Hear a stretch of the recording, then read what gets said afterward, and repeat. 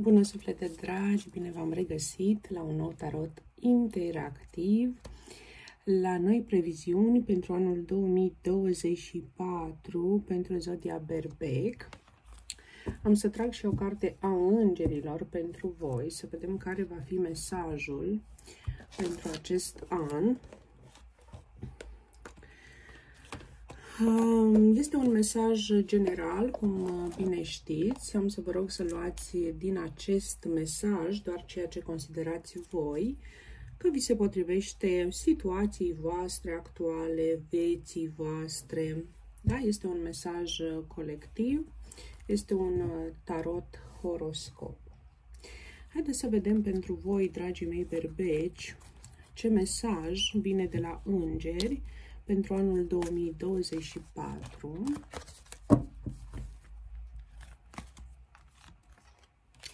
Aurora, care spune că zburați în acest an destul de sus. Aici poate să fie vorba despre planul sentimental, despre planul financiar, ceea ce poate să-i amenințe pe cei din jurul tău. Dar nu coborî, nu te opri, nu îți fie teamă. Da? Chiar dacă unii dintre cei apropiați, eu știu, poate chiar și partenerul vostru de viață, încearcă cumva să vă descurajeze, să vă spună, eu știu, nu ai să poți, nu ai să reușești, este prea mult pentru tine sau vei fi poate foarte obosit, vei avea un volum de muncă mai mare, da? Iar din punct de vedere sentimental, clar, această ascensiune poate aduce pentru mulți dintre voi o stabilitate sentimentală, poate chiar un suflet pereche sau un suflet geamăn, cu care veți începe o relație brusc deodată, da, și instantaneu. Veți recunoaște această persoană după acel lucru care poate îl știți cu toții. Am senzația că te cunosc de mult timp, am senzația că am mai vorbit cu tine, nu ești o persoană nouă pentru mine, mă atrage mirosul tău, mirosul pielii tale, îmi face foarte bine să stau să discut cu tine, da, și așa mai departe. Aurora mai transmite mesajul că intențiile v-au creat o ascensiune. Înseamnă că voi, spre sfârșitul anului sau în decursul anului 2023, v-ați pus anumite intenții pe care eu știu să le realizați. Se pare că aceste intenții vor putea fi realizate foarte ușor, indiferent dacă este din punct de vedere material sau sentimental. Apar în acest an noi oportunități și veți radia, veți fi foarte seducători, foarte seducătoare în ochii celorlalți, da? Foarte atrăgători, veți emana, eu știu, o lumină, ceva care îi atrage. Poate chiar vă schimbați în acest an, eu știu, îmbrăcămintea, garderoba, vă schimbați culoarea părului, un nou aspect vestimentar, orice care clar va atrage mult mai mult. Aurora spune că este aici și vă transmite acest mesaj pentru a avea mai multă încredere, da, în voi și niciodată să nu vă gândiți că nu puteți sau că ceea ce vi se întâmplă nu poate să fie adevărat. De multe ori noi avem acea tendință, wow, mie nu mi se poate întâmpla, e prea mult. Nu fi recunoscător pentru ceea ce se întâmplă și, bineînțeles, pentru ceea ce ați fost pentru a ajunge aici. Haideți să vedem mai departe ce vă pot transmite și cărțile de tarot. Am să încep cu acest Tarot este un tarot nou. Mă așteptam să fie cărțile, nu cred că este unul original. Se numește Dream of Gaia. Dar se mai întâmplă. Dacă doriți să vă achiziționați un pachet de cărți de tarot, mă puteți contacta și pe mine. Multe dintre ele sunt originale, multe și eu la rândul meu, cum se spuneam, că am luat țeapă și nu sunt originale. Bun, hai să vedem ce are tarotul Gaia să vă transmită berbecilor pentru 2024.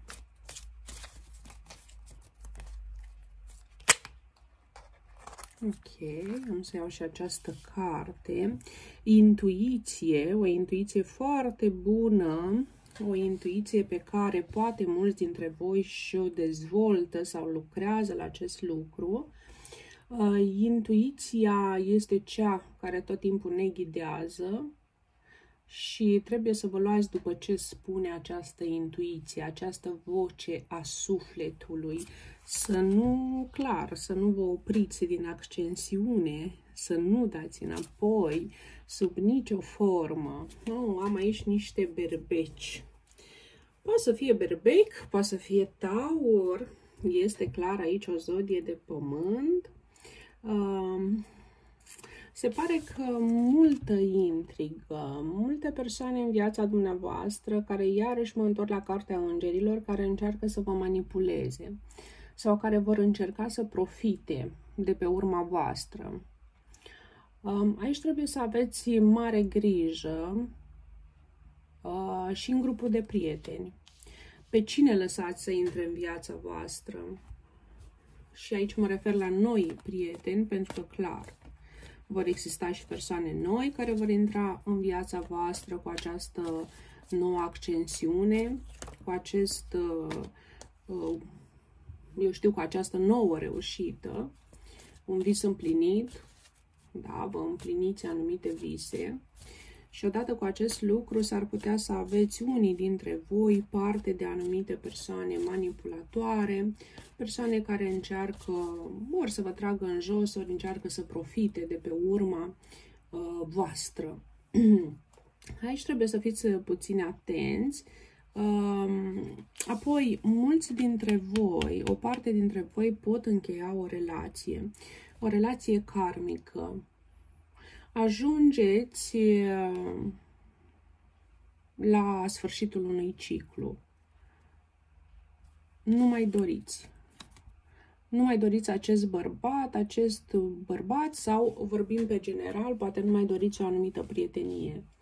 Vă dați seama că acea persoană care, nu știu, tot timpul era acolo, acum nu mai este ceea ce a fost.